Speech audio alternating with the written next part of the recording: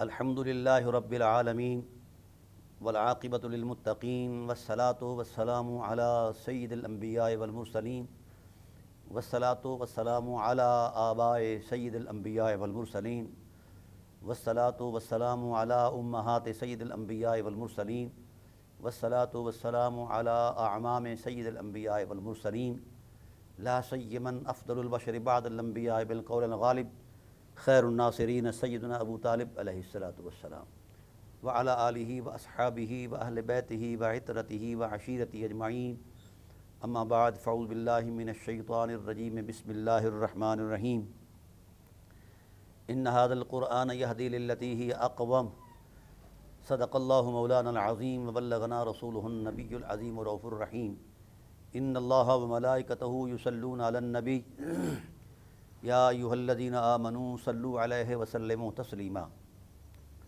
اللہم صل علی سیدنا مولانا محمد وعلی آل سیدنا مولانا محمد کما صلیت علی ابراہیم وعلی آل ابراہیم انک حمید مجید اللہم بارک علی محمد وعلی آل محمد کما بارکت علی ابراہیم وعلی آل ابراہیم انک حمید مجید الصلاۃ والسلام علیک یا سیدی یا رسول اللہ وعلی آلک واصحابک یا سیدی یا حبیب اللہ۔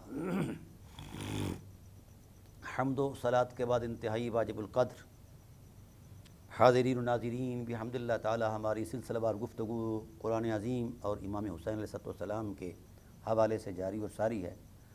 آج بھی انشاءاللہ العزیز اسی عنوان کا ایک پہلو عرض کروں گا۔ دعا ہے اللہ تعالی حق عرض کرنے کی توفیق نصیب فرمائے۔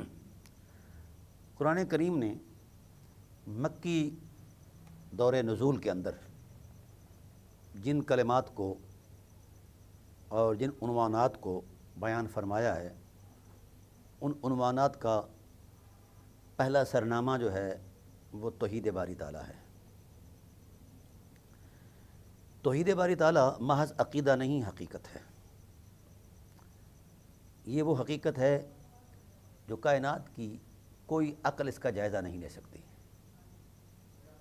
کیونکہ عقل کا خالق بھی صاحب توحید وحدہ لا شریک ہے۔ تو مخلوق اپنے خالق کا جائزہ کیسے لے سکے، احاطہ کیسے کر سکے، اور اس یہ جغرافیہ کیسے بیان کر سکے؟ دراصل عقل اور نقل کے جو دلائل ہیں ان کا ایک اپنا انداز ہے۔ کچھ حقائق ایسے ہیں جو دلائل سے بھی برا ہیں، نہ بھی دلائل ہوں تو وہ حقیقت بداہت عقل جو ہے اسے مانتی ہے۔ تجربات، مشاہدات اس حقیقت کو بیان کرنے کے لیے اپنا کردار دیتے ہیں کہ حقیقت حقیقت ہے۔ مثلا آسمان کا بلند ہونا یہ ایک طبعی فطری حقیقت ہے، اس پر کسی دلیل کی کیا ضرورت ہے؟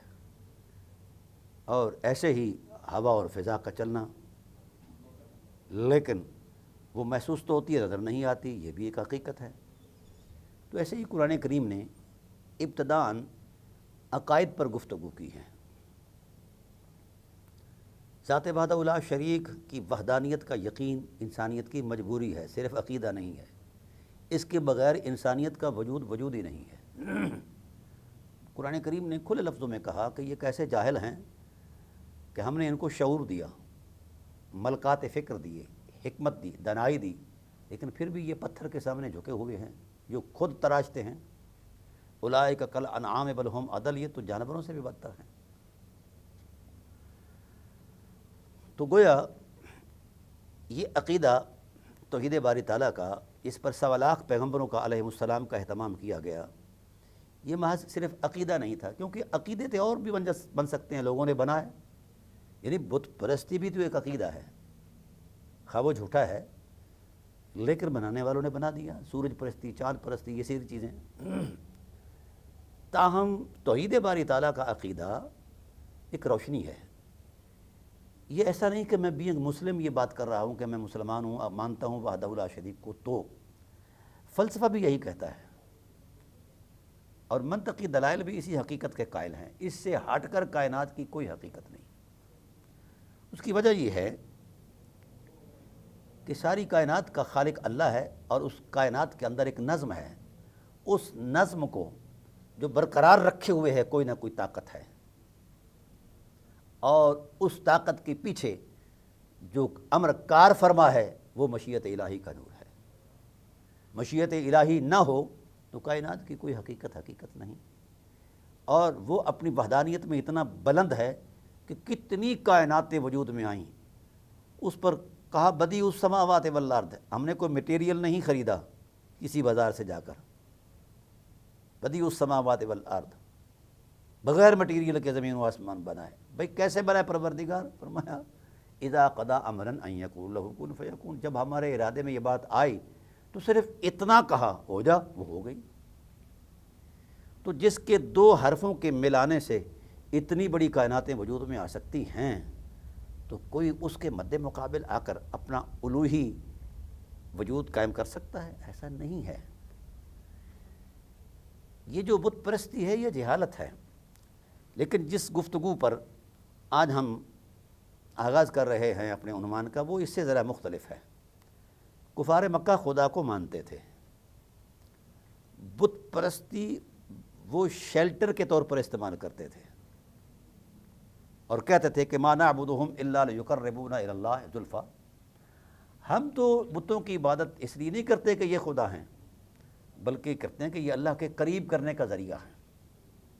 یہ کیا حماقت ہے کہ قرب و حضور صمدیت میں بندہ اخلاق کی حرمت میں اور کردار کی عظمت میں جاتا ہے۔ بتوں نے کون سا کردار دیا، اور ان کے دامن میں کون سی ایسی اخلاقی حرمت ہے جس کی روشنی میں چل کر تم خدا کی معرفت حاصل کرو؟ وہ تو خود ہاتھوں سے تراشے ہوئے ہیں، تمہارے محتاج ہیں۔ لا يخلقوا ذبابا ولو اجتمعوا له وان يسلبهم الذباب شيئا لا يستنقذوا منه ضعف الطالب والمطلوب ما قدر الله حق قدره ان الله لقوي عزيز۔ کوئی بھئی ان کے ناک پر تو مکھی بیٹھ جائے وہ نہیں اٹھا سکتے، جو حرکت خود نہیں کر سکتے، جو متحرک خود نہیں، جن کے اندر یہ صلاحیت نہیں، طاقت نہیں، تو وہ تمہیں تمہاری زندگی میں کیسے اثر انداز ہو سکتے ہیں؟ دراصل یہ شیلٹر کیوں تھا؟ شاید ہو سکتا ہے کہ کچھ اہل علم میری اس بات سے اختلاف کریں، لیکن چونکہ دلیل کی دنیا میں بات کرنا ہر ایک کا حق ہے، میں نے نص قرآنی میں یہ جائزہ پیش کیا ہے کہ ما نعبدہم الا لیقربونا الی اللہ زلفیٰ، کہ ہم ان کی عبادت تو صرف خدا ذوالجلال کا قرب حاصل کرنے کے لیے کرتے ہیں، ورنہ ان کو ہم خدا نہیں مانتے۔ اچھا، اگر یہ بات ہے تو پھر اس ذات وحدہ لا شریک کو براہ راست مانو۔ جہاں تک ان کو ان کے قرب کا ذریعہ سمجھتے ہو، تو خدائے ذوالجلال والے اکرام نے تو ان کی حقیقت کو بار بار بیان فرمایا کہ یہ مٹی ہیں، یہ کچھ نہیں ہیں۔ بھئی یہ مکھی کا پر نہیں بنا سکتے، مکھی کو اڑا نہیں سکتے، تو پھر ان کو یہ عظمت دینے کہ یہ خدا ہے یا خدا کے قرب کا ذریعہ ہیں، جو خود نہیں ہل سکتے، تمہیں حضور عظمت الہی میں کیسے پہنچائیں گے؟ دراصل اس کے پس منظر میں اس عقیدے کے اندر چھپی ہوئی ان کی اندرونی خباثت تھی۔ یہ بات بڑی اہم ہے، اور یہ مولا حسین پاک کا تحفہ سمجھنا۔ ان کے رویے، ان کے کردار اور ان کا طرز زندگی اس طرح بھیانک تھا کہ زندگی شرما جاتی تھی، انسانیت شرما جاتی تھی۔ کیا کرتے تھے وہ؟ لوٹ کھسوٹ، جھوٹ، دغا بازی اور مار دھاڑ، غنڈہ گردی اور غیر فطری اعمال کرتے تھے۔ اب سید عالم صلی اللہ علیہ وآلہ وسلم جس وقت تشریف لائے، عرب کی زبوں حالی تو پہلے موجود تھی، کہیں اخلاق کا نام نہیں تھا، اقدار انسانیت کہیں ڈھونڈے سے نہیں ملتی تھی، روشن زندگی کا کہیں سراغ نہیں تھا، ہر طرف دہشت، ہر طرف بدماشی، قبائلی جنگ، علاقائی جنگ، نسلی جنگ، لسانی جنگ، انسانیت ذبح ہو رہی تھی، اور بڑی بے دردی سے ذبح ہو رہی تھی۔ خاص کر جو بڑے لوگ تھے وہ چھوٹے لوگوں کو کھا جایا کرتے تھے، ان سے مال چھین لینا، پھر دبا جانا، پھر دینا نہیں، اس طرح کے معاملات تھے، اور لوگ جو عام لوگ تھے، سادہ لوگ تھے، غریب تھے، یہ تہ و بالا تھے۔ سید عالم صلی اللہ علیہ وآلہ وسلم نے جس وقت اس خاکدان عالم میں قدم رنجہ فرمایا، جو آپ کی طبی عمر کے مراحل ہیں ابتدائے ولادت سے لے کر سن شعور تک، جو فطری اعتدال کے ساتھ سن شعور جہاں گنا جاتا ہے، ویسے تو نبی ابتدا سے ہی صاحب شعور ہوتا ہے، ایسا نہیں کہ شعور نہیں تھا، لیکن یہ عام عادی نظام کے اعتبار سے جب 10-12 سال کے ہوئے تو معاشرے کی اونچ نیچ کو نبوت کی نظر سے دیکھا اعلان نبوت سے پہلے، اور طبیعت میں بڑی کڑھن پیدا ہوتی ہے کہ یار یہ انسان ہو کر غیر انسانی فعل کر رہے ہیں۔ تاہم آپ کی ابھی تک تو نبوی ذمہ داری لگی نہیں تھی، منصب نبوت کے باوجود بھی اعلان نبوت نہیں فرمایا تھا، اس راہ و رسم میں حیات میں آپ نے کردار دینا شروع کر دیا۔ 3 چیزیں ایسی انفرادیت تھیں حضور نبی کریم صلی اللہ علیہ وآلہ وسلم کے چال ڈھال میں۔ ایک تو اخلاقی حرمت اپنی معراج پر تھی، دوسرا امانت داری اور دیانت داری اپنے عروج پر تھی، آپ کے وجود اقدس سے جو ظہور پذیر ہوتے حقائق، اور تیسرا سچائی۔ یہ 3 حرمتیں ایسی تھیں جن کا اعتراف حضور کے اس زمانہ حیات سے لوگ کرتے تھے جب حضور سید عالم صلی اللہ علیہ وسلم ابھی بچپن اور لڑکپن کے تسلسل سے گزر رہے تھے۔ لیکن جہاں جہاں آپ صلی اللہ علیہ وآلہ وسلم انسانوں کے ساتھ ظلم اور بربریت دیکھتے تو وہاں آپ اپنا کردار دیتے، کڑتے اور روکتے۔ صرف ایک واقعہ پر اکتفا کروں گا۔ روم سے ایک شخص آیا تاجر، عکاظ کے میلے پر، وہاں عکاظ ایک جگہ ہے، وہاں میلہ لگتا تھا، منڈی لگتی تھی جہاں لوگ کاروبار کرتے تھے، اور وہ مرکزی منڈی تھی سارے علاقے کی۔ وہاں وہ بختی اونٹ لایا، 100 یا اس سے کم و بیش، اور اپنی تجارت وہاں، چونکہ عرب جو ہیں بختی اونٹ کو، یہ خاص نسل ہے اونٹوں کی، زیادہ پسند کیا کرتے تھے، اور ان کے ہاں یہ سرخ اونٹ بڑے سرمایہ، بڑا قیمتی اثاثہ گنے جاتے تھے۔ جب وہ شخص لایا اور سوداگر جو ہیں وہ مال کا جائزہ لے رہے ہیں، کچھ دیر بعد ابو جہل آیا، اور ان کا نام عمر بن حشام تھا اس کا۔ اس نے وہ اونٹ لیے، دیکھے، پسند آ گئے، خرید لیے۔ جس وقت آپ نے ابو جہل نے وہ اونٹ خرید لیے، لے کر گھر چلا گیا، تو اس تاجر سے کہا کہ میرے گھر آ جاؤ، میں اونٹوں کا جو ہے نا قیمت وہ آپ کو دے دوں گا۔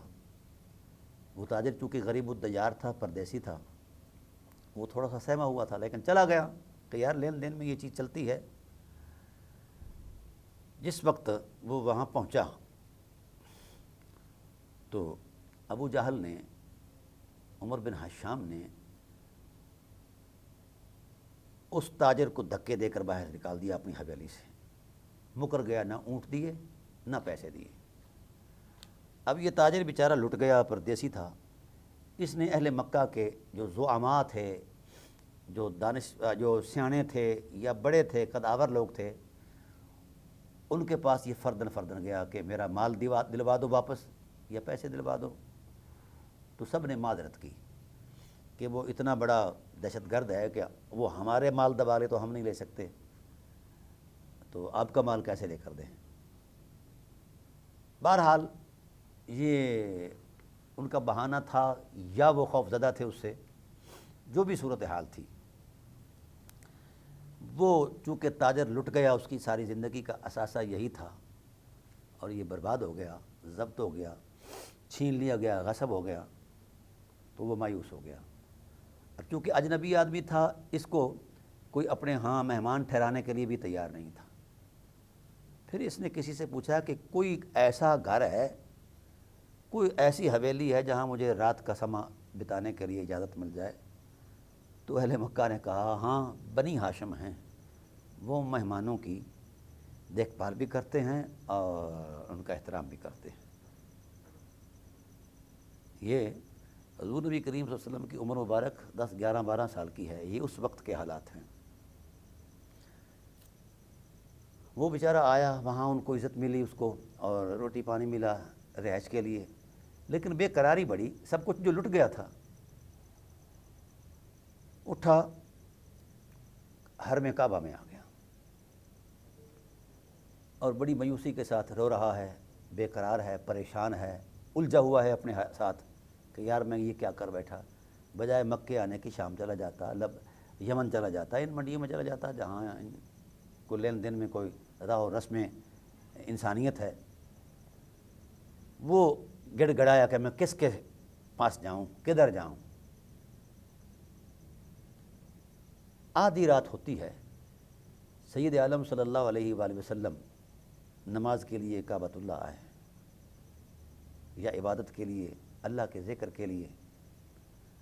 جب وہاں آئے تو اس شخص کو مایوس دیکھا، روتے ہوئے دیکھا، بڑے کلک اور درد کے ساتھ روتے ہوئے دیکھا تو پریشان ہو گئے، اس کے پاس جا کر قریب بیٹھ گئے، اپنی نماز جتنی بھی پڑھنی تھی پڑھ کے اپنی اس اللہ اللہ سے ذکر فکر سے فارغ ہوئے تو اس کے پاس بیٹھ گئے۔ کہا جی بابا جی کیا معاملہ ہے، کہاں سے آئے ہو جی؟ کہا روم سے آیا ہوں۔ کیسے آئے جی؟ ایسے آیا تھا، تاجر تھا۔ تو رو کیوں رہا ہے؟ کہا ابو جہل جو ہے یا یہ عمر بن حشام جو ہے، اس نے میرا مال لوٹ لیا ہے اور مجھے دھکے دے کر گھر سے نکال دیا ہے، نہ پیسے دیتا ہے نہ مال دیتا ہے۔ اب اس گفتگو میں وہ حضور نبی کریم صلی اللہ علیہ وآلہ وسلم اس کو قائل کرتے ہیں کہ چلو اٹھو ہم لے کر دیں گے مال۔ وہ حیران، کبھی حضور کا چہرہ تکتا ہے، کبھی قد و قامت دیکھتا ہے، کبھی حضور نبی کریم صلی اللہ علیہ وسلم کے لفظوں کے اندر جو چھپی ہوئی سچائی تھی، جذبات امتنان تھے وہ دیکھتا ہے، حرمت مآب لفظوں کی چاشنی تھی وہ دیکھتا ہے، حیرت سے کہتا ہے کہ بچے یہ آپ کے بس کی بات نہیں، کہیں ایسا نہ ہو کہ میری وجہ سے کہ وہ آپ کو زد و کوب کرے اور پریشان کرے۔ اب اس پر آپ صلی اللہ علیہ وآلہ وسلم نے ان کو سمجھایا کہ نہیں، ہم بنی ہاشم ہیں اور حقوق کی بجاوری کے لیے یا حقوق کے تحفظ کے لیے ہم شروع سے کردار دیتے آئے ہیں، چلو چلیے۔ بہرحال بار بار اس نے آپ صلی اللہ علیہ وسلم نے اصرار فرمایا اور وہ اسی بات کو کہہ کر ٹال دیتا کہ شاید ہو سکتا ہے کہ یہ بچہ ہے فرط جذبات میں ہے، کہیں ایسا نہ ہو کہ میری وجہ سے اس کو پریشان کیا جائے۔ اتنی میں صبح ہو جاتی ہے، آپ صلی اللہ علیہ وسلم اس کو لیتے ہیں، سیدھا عمر بن حشام کے پاس جاتے ہیں جس کو آج ابو جہل کہا جاتا ہے۔ آپ نے ان سے یہ نہیں فرمایا کہ مہربانی کرو جی فلاں جی فلاں جی فلاں، اس کے ساتھ جو ہے وہ نرمی کرو جی، مہربانی، شکریہ، تو یہ نہیں۔ آپ صلی اللہ علیہ وسلم نے دھکا دیا اس کے دروازے کو اور جلالت نبوت سے فرمایا کہ باہر آؤ، اس غریب الدیار کے پیسے دو۔ اب وہ اس غریب الدیار کے پیسے جو ہیں، اس وقت آپ صلی اللہ علیہ وسلم نے فرمایا کہ نبوی فرمان میں اس ارشاد میں اتنی طاقت اور جلالت تھی کہ وہ بدحواس ہو گیا اور اس کے اوسان خطا ہو گئے کہ یہ کیا ہو رہا ہے۔ دوڑا دوڑا گیا اور جا کر پیسے لایا اور پیش کر دیے۔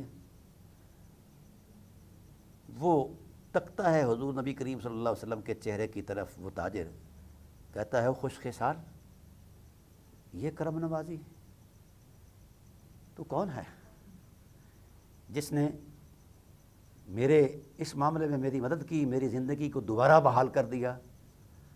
بتا تو صحیح تیری شناخت کیا ہے، تو کس خاندان سے ہے؟ تو اب چونکہ اعلان نبوت تو ابھی دیر بعد ہونا تھا، آپ نے فرمایا میں محمد ہوں، محمد بن عبداللہ بن عبد المطلب ہوں اور بنی ہاشم سے ہوں، اور میرے آباء و اجداد کا یہ اس سرزمین عرب پر یہ طرز رہا ہے کہ حقوق کی بحالی کے لیے وہ کردار دیتے رہے ہیں۔ یہ بات آپ نے تسلی کے طور پر فرمائی، وہ خوش ہو گیا اور چلا گیا لڈیاں ڈالتا ہوا۔ ابو جہل سے اس کے چیلوں چمٹوں نے پوچھا عمر بن حشام سے کہ جناب چودھری صاحب یہ کیا ہوا، 12 سال کا ایک بچہ آیا ہے اور اس کے کہنے پر آپ نے اتنی کمزوری دکھائی کہ فوراً پیسے بھی دے دیے اور اپنی جو وجاہت تھی، حمیت تھی، اس کا خیال ہی نہیں رکھا۔ تو وہ کانپ گیا کہنے لگا کعبہ کی قسم اگر میں نے دیتا تو میری ہر چیز تباہ و برباد ہو جانی تھی۔ جس وقت محمد نے یہ بات کہی کہ اس کے پیسے دو تو اس کے ساتھ ایک ایسی طاقت تھی، مجھے یوں لگا کہ ایک اژدہا ہے جس نے اپنا نچلا جبڑا جو ہے میرے اس ساری حویلی کے گھر کے نیچے رکھا ہے اور اوپرلا جبڑا جو ہے اس کے اوپر رکھا ہے۔ سارا گھر، میں، بچے، سارا ماحول، میرا سارا خاندان اس کی زد میں ہے، اور اگر میں نہ مانتا تو وہ دبا دیتا اپنے دونوں جبڑوں کو اور میرا قیمہ نکل جاتا۔ میں تو خوف کے مارے میں نے یہ کام کیا ہے۔ ناظرین کرام، بات ہو گئی، لیکن یہ ایک واقعہ تھا۔ اس واقعہ کے منظر نامے میں جو سبق ملتا ہے قرآن کریم کی روشن آیات سے، وہ مساوات، انصاف، احترام، رواداری، اخلاقی حرمت یہ تھی۔ یہ تو حضور نبی کریم صلی اللہ علیہ وآلہ وسلم کی خلقی اور خلقی حرمتیں تھیں جو بغیر اعلان نبوت کے بھی لوگوں کے ہاں مسلم تھیں۔ تو آپ صلی اللہ علیہ وآلہ وسلم کا یہ کردار ایک سنگ میل کی حیثیت رکھتا ہے۔ آپ صلی اللہ علیہ وآلہ وسلم نے حقوق کی بحالی کے لیے عمر کے اس حصے میں جب شریعت بھی نازل نہیں ہوئی یہ کردار دیا۔ تو یہ کردار جو ہے یہ ناگوار گزرا اہل عرب کو کہ، اور پھر حضور سید عالم صلی اللہ علیہ وسلم یہاں نہیں ٹھہرے، اپنے ہم عمر یا اپنے ہم جولی دوست و احباب کی ایک بٹالین بنائی،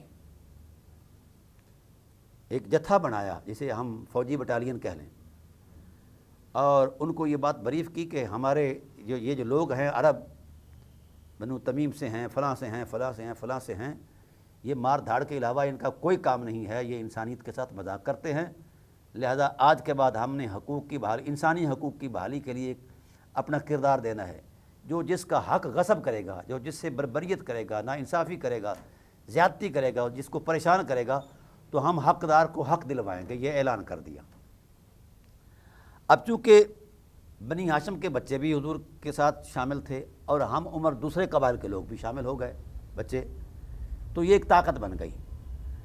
ابتداً تو لوگوں نے سمجھا کہ بچوں کا شغل میلہ ہے، لیکن جس وقت وہ طاقت بن کر مد مقابل آئے اور ان لوگوں کے راہ میں رکاوٹ بن گئے طاقت بن کر، تو ان کو محسوس ہونے لگا۔ یہ وقت چلتا رہا، وہ وقت آیا جب اعلان نبوت کا حکم دیا گیا اللہ تعالیٰ کی طرف سے، تو آپ صلی اللہ علیہ وسلم نے اس اپنے حقوق کی بحالی کے اس نظام کو دینی شکل دی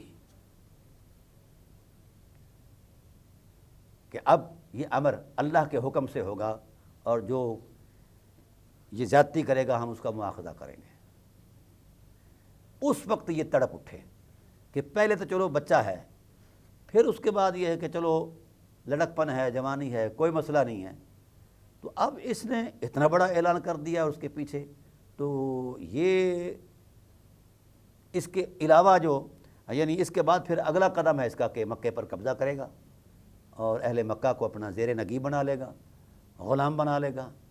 لہذا انہوں نے بت پرستوں نے کفار مکہ نے اپنے مفادات کو جب زد میں دیکھا تو مد مقابل وہ بھی آرگنائز ہو گئے، وہ بھی منظم ہو گئے، اور اب چونکہ ان کی اس جو بدماشی تھی اس کو کوئی بھی صاحب فطرت جو ہے وہ قبول نہیں کرتا تھا، لیکن طاقتور تھے یہ لوگ، قبائل تھے ان کے پاس، افرادی قوت تھی، مالی قوت تھی، سب کچھ تھا، جس طرح آج گنڈا گردی ہے یہ اس وقت کے گنڈے تھے۔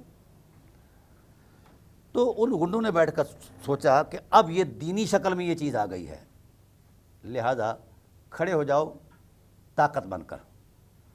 پھر وہ منظم طاقت بن کر سامنے آئے اور حضور نبی کریم صلی اللہ علیہ وآلہ وسلم کے مزاحم ہوئے۔ تو یہاں یہ بات بڑی واضح ہے کہ جہاں قرآن کریم نے ان کی روایتی بت پرستی کا تصور دے کر اس کا رد و قضا کیا ہے، اس طرح بت پرستی کے ساتھ جو پس منظر میں چھپے ہوئے ان کے عزائم تھے، یعنی دہشت گردی اور دہشت پھیلانا اور پریشان کرنا اور حقوق کو لوٹنا، اموال کو لوٹنا اور اقدار انسانیت کے ساتھ کھیلنا وغیرہ وغیرہ غیر اخلاقی رویے، اب چونکہ ان کی وہ عادت تھی، سید عالم صلی اللہ علیہ وآلہ وسلم نے خلق عظیم کی بنا رکھی، اور اس پر جو صاحبان فطرت لوگ تھے اس اخلاق کی حرمت سے وہ آہستہ آہستہ منور ہونے لگ گئے، اور اب یہ بچوں سے آگے بڑھ کر جو باشعور انسان تھے، قد آور تھے، وہ بھی اس حرمت سے آشنا ہونے لگے۔ سیدنا ابوبکر صدیق رضی اللہ تعالیٰ عنہ یا اور دیگر صحابہ کرام، حضرت زید بن ارقم، حضرت عبداللہ ابن مسعود، عثمان غنی وغیرہ وغیرہ، جو اس وقت کا حساب کتاب تھا لوگوں کا، وہ بھی حضور علیہ السلام کی طاقت بنتے گئے۔ لیکن چونکہ ابھی یہ لوگ تھوڑے تھے اور پورے مکہ کے ساتھ مزاحم نہیں ہو سکتے تھے، اس لیے ان کو اجازت جہاد نہیں تھی، اعلان جہاد۔ جتنا بھی جہاد کا جتنا بھی تسلسل موجود ہے ہماری شریعت اسلامیہ کے اندر، اس کے پیچھے یہی جذبات کار فرما ہے کہ انسانیت بحال کی جائے، انسانیت بحال کی جائے، انسانیت بحال کی جائے۔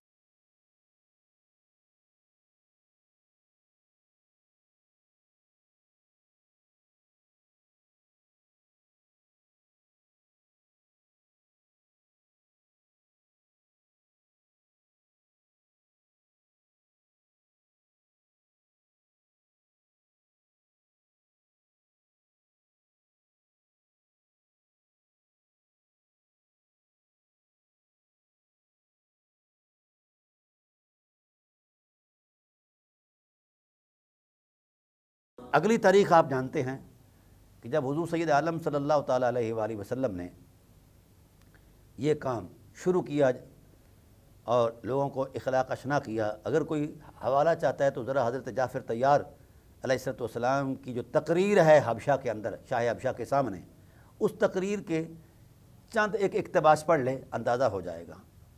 اور ان اقتباسات میں سے ایک اقتباس کی ایک سطر میں پیش کرتا ہوں۔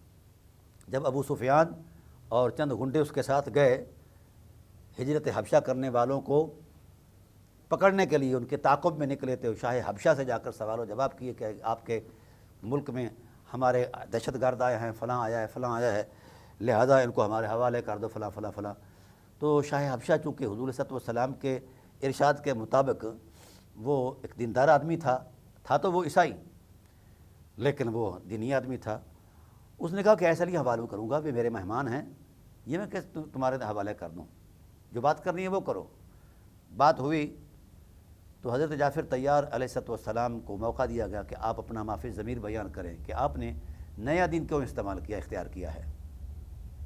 تو حضرت جعفر طیار علیہ السلام نے ارشاد فرمایا کہ اے شاہ حبشہ، ہمارا عرب اخلاق اشنا ہی نہ تھا، بد اخلاقی ہمارے مزاج تھا۔ نبی آخر الزمان نے آ کر اخلاق کی بنا ڈالی ہے۔ ہم ظلم، جبر اور بربریت کے رسیہ تھے۔ رسول دو عالم صلی اللہ علیہ وآلہ وسلم نے اخلاق کریمہ کی ہمیں دعوت دی ہے اور اس کی طرف راغب کیا ہے، امانت، دیانت، اخلاق اور انسانی اقدار کا احترام سکھایا ہے۔ تو یہ چیزیں جو ہیں انہیں ہمیں دی، ہمیں اچھی لگی، ہم نے قبول کر لیں۔ تو ناظرین کرام، یہ ایک کہانی، یہ ایک واقعہ جو پس منظر میں نے بیان کیا ہے، یہ اس لیے بیان کیا ہے کہ مشرکین مکہ میں جو بت پرستی تھی، ان اسباب میں سے ایک یہ سبب بھی تھا کہ وہ اپنی دہشت گردی کو مذہب کا روپ دے کر حضور نبی کریم صلی اللہ علیہ وآلہ وسلم کے مد مقابل آئے، ورنہ وہ جانتے تھے کہ یہ بت ہیں۔ اتنا بھی کوئی گیا گزرا نہیں ہوتا جسے یہ پتہ نہ لگے کہ یہ مٹی ہے، یہ چاندی ہے، یہ سونا ہے، یہ راکھ ہے، یہ کیا ہے۔ اب اس سارے منظرنامے کو دیکھ کر آپ کو اندازہ ہو گیا کہ دین کا نزول، کتب سماویہ کا نزول، تورات، زبور، انجیل، صحف ابراہیم، صحف موسیٰ، صحف آدم، تمام کتب سماویہ کا جو نزول ہے، ان کی تعلیمات میں بنیادی نقطہ جو ہے وہ اخلاق کی بحالی ہے اور یقین کی عظمت کے لیے وحدہ لا شریک کی حرمت الوہیت کا درس دینا ہے، کیونکہ اس الوہیت کے بغیر، یعنی لا الہ الا اللہ، وحدانیت کے بغیر کسی بھی عمل کی کوئی حقیقت نہیں ہے، کیونکہ طاقت نہیں ہے۔ اصل طاقت جو ہے وہ لا الہ الا اللہ ہے۔ اب یہ اس کے بعد حضور نبی کریم صلی اللہ علیہ وسلم مدینے میں تشریف فرما ہو گئے، پھر انہوں نے یہ سمجھا، کفار مکہ نے، کہ اب محمد صلی اللہ علیہ وسلم ایک آزاد ماحول میں چلے گئے ہیں، تو لہٰذا وہاں وہ جمعیت جمع کریں گے اور ہمارے ساتھ وہ لڑیں گے، ہم نے جتنا ان کو ستایا ہے وہ ہمارا محاسبہ کریں گے، تعاقب کریں گے، انتقام لیں گے۔ ان کو جمعیت جمع کرنے سے پہلے، افواج بنانے سے پہلے یا افرادی طاقت جمع کرنے سے پہلے ہی ختم کر دیے جائیں۔ تو پھر یہ کفار مکہ پھر جمع ہوئے، قبائل جمع ہوئے، سرمایہ جمع ہوا، اور پھر یہ میدان بدر پر آ کر مٹ بھیڑ پھر ہو گئی۔ وجہ کیا تھی؟ کاز کیا تھا؟ کاز یہ تھا کہ جو کچھ ہم کر رہے ہیں یہی جائز ہے، اس پر کوئی ہم سے باز پرس نہیں کر سکتا، کوئی پوچھ گچھ نہیں سکتا، اور کوئی ہم سے کوئی کسی قسم کا تقاضا نہیں کر سکتا۔ ہم جو کہتے ہیں یہی آئین ہے، قانون ہے۔ جس طرح آج کل ہمارے ہاں ہے کہ بڑے لوگ جو ہیں وہ خود قانون بناتے ہیں، اور جو بناتے ہیں وہ اپنی حفاظت کے لیے بناتے ہیں۔ قانون ان کی حفاظت کرتا ہے، وہ قانون کی حفاظت کرتے ہیں۔ یہ جو ڈیموکریسی ہے، یہ جو جمہوریت ہے، یہ اس کے پیچھے چھپ کر جو کردار ہے چھپے ہوئے ہیں، ان کو اگر غور کیا جائے تو وہ یہی صورتحال ہے، اپنے مفادات ہیں، اس کے علاوہ کچھ نہیں۔ یعنی یہ بڑے لوگ جو فیوڈلسٹ ہیں، جگیردارانہ نظام ہے، تو وہ یہی چاہتے ہیں کہ جناب ہمارے ہر قسم کے فعل کا، ہمارا ہر قسم کا جو زندگی کا طرز ہے یہ قانون بنتا جائے، آئین بنتا جائے، اور اگر ان کے خلاف، ان کے مزاج کے خلاف کوئی بھی آدمی بات کرے تو وہ قابل گرفت اسے پکڑا جائے۔ یہ کیسی بات ہے؟ ایک آدمی اربوں خربوں کا چور ہے لیکن وہ آزاد ہے، اور ایک آدمی نے صرف 10 روپے کی دھنیاں چرائی ہیں، وہ بھی جھوٹ سچ ہے کہ چرائی بھی ہیں کہ نہیں۔ وہ جس نے 10 روپے کی دھنیاں چرائی ہیں وہ کئی سال سے جیل کے اندر ہے، اور جو اربوں خربوں اڑا کر لے جاتا ہے وہ اسے بہت بڑی عظیم الشان شخصیت کے روپ میں پیش کیا جاتا ہے۔ تو جب تک انصاف، رواداری، مساوات، اخلاقی حرمت بحال نہیں ہوگی تو پاکستان آگے کیسے بڑھ سکتا ہے؟ کسی بھی ملک میں چلے جائیں جو اس وقت ایڈوانسڈ ہیں، ان کے پیچھے یہی جذبات ہیں، اور انصاف سب سے پہلی طاقت ہے۔ لیکن انصاف ہی کا تو گلا دبایا جاتا ہے کہ کوئی انصاف نہ کرے۔ تو کفار مکہ بدر میں آ گئے، رسول اللہ صلی اللہ علیہ وآلہ وسلم نے اس وقت 300 سے کچھ اوپر لوگوں کی جمعیت جمع کی، وہ بھی آ گئے اللہ تعالیٰ کے امر سے، اور اللہ تعالیٰ کی ذات نے اس مارکے کو یوم التقل جمعان یوم الفرقان کہا کہ حق اور باطل کے درمیان آج کا دن فیصلے کا دن ہے، اور وہ ایسی تاریخی حقیقت ہے کہ لوگ آج ہم سے لوگ نہیں ڈرتے، نہ ہمارے اسلحے سے، نہ ہمارے سرمایہ سے، چونکہ مد مقابل کے پاس اسلحہ بھی زیادہ ہے، سرمایہ بھی زیادہ ہے، افرادی قوت بھی زیادہ ہے، اور ہم ویسے ہی بکھرے ہوئے ہیں۔ کفر ہمارے خلاف منضبط ہے، اکٹھا ہے، متحد ہے۔ تو لہذا اس کی اصولی صورت یہی بنی کہ بھائی امت مسلمہ ایک تو ہو نہیں سکتی، یہاں فرقے ہیں، وہاں فلاں فلاں فلاں فلاں فلاں، تو لہذا ہمارے مد مقابل جو کفر ہے وہ اکٹھا ہے، اس لیے ان کے مد مقابل ہماری اتنی جمعیت نہیں، اتنا سرمایہ نہیں۔ ہو بھی جائے، اس وقت ہم 52 ممالک ہیں جہاں اسلام ہے، لیکن ہماری قوت مجتمع نہیں ہے، ہماری اخلاقیات میں اتنی بلندی نہیں جتنی ہونی چاہیے، ہمارے نظریے میں اتنی پختگی نہیں جتنی ہونی چاہیے، اور ہمارے رویوں میں اتنی طہارت نہیں جتنی تقاضا قرآن کرتا ہے، تو پھر ہم کیسے قوم بن پائیں گے؟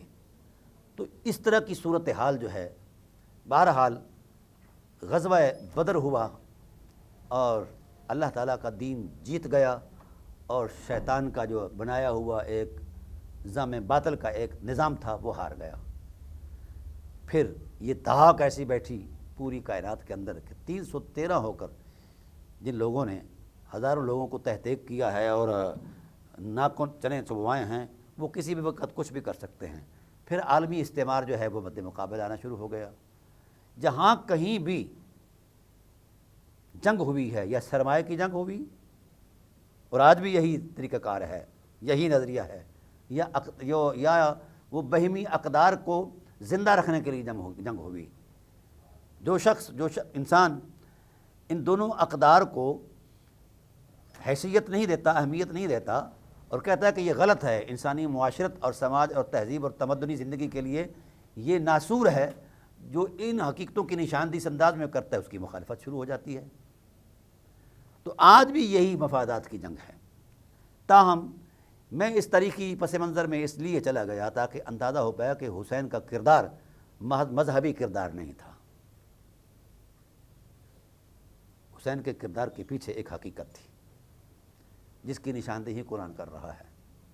اس وقت وہ یوم الفرقان، یوم التقى الجمعان، بدر کا مارکہ، تو انسان کی حرمت کی بحالی کے لیے نبی علیہ الصلوۃ والسلام کی ذات کردار دیتے رہے، اور قرآن کریم ان کرداروں کی نشاندہی کرتا رہا۔ حضور اس کی اپنے عمل سے، سیرت سے اس کردار کی نشاندہی کرتے رہے۔ حضور علیہ الصلوۃ والسلام کی ذات کے بعد اصحاب رسول کا زمانہ آیا، وہ بھی خلافت علی بن حاج نبوت کے تسلسل میں کردار دیتے رہے۔ جس وقت خلافت کا ٹائم پیریڈ 30 سال پر پہنچا تو جو رسیہ تھے مظالم کے، جو رسیہ تھے غیر اخلاقی رویوں کے، جو رسیہ تھے مال اور سرمایہ کی پوجا کے، جو رسیہ تھے جناب والا ظلم اور زیادتی کے، جن کی تاریخ آباء و اجداد کی اسی تسلسل میں گزری ہے، وہ کھڑے ہو گئے۔ انہوں نے کہا کہ ہم اس نظام کو نہیں مانتے، یہ نظام الہی نہیں، یہ بنو ہاشم کا نظام ہے۔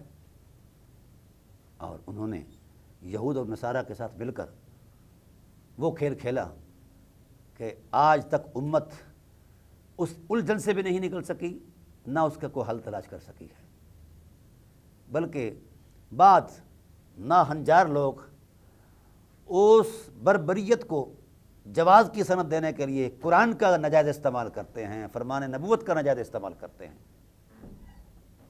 تاہم وقت گزر گیا، وہ جو دور ہمایوں اور مقدس دور تھا وہ گزر گیا، پھر وہ دور آیا جس کی طرف رسالت پناہ عالم صلی اللہ علیہ وسلم نے نبوی زبان سے ارشاد فرمایا تھا کہ یہ کاٹ کھانے والی بادشاہت ہے۔